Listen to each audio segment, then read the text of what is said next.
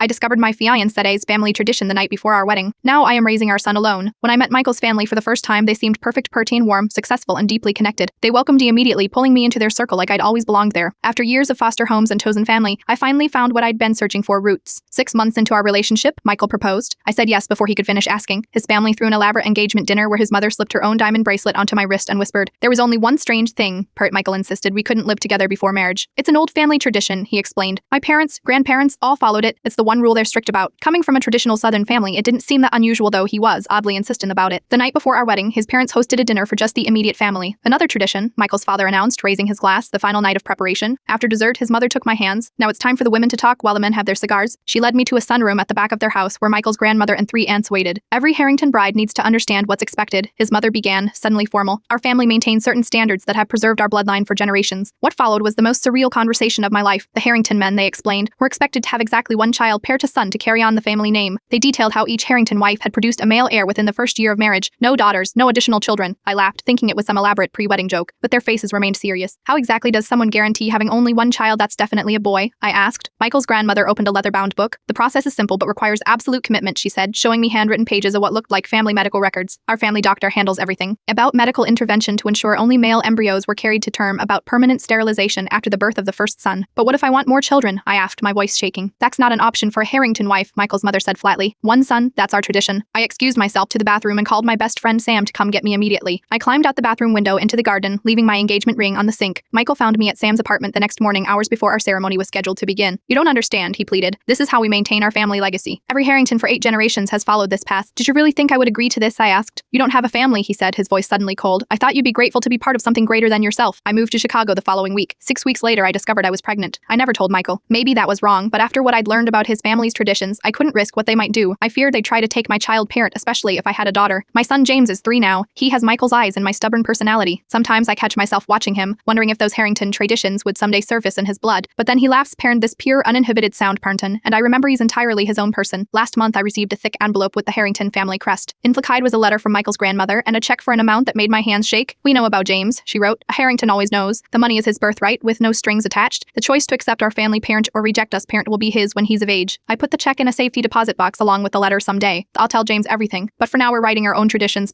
ones built on freedom, not control."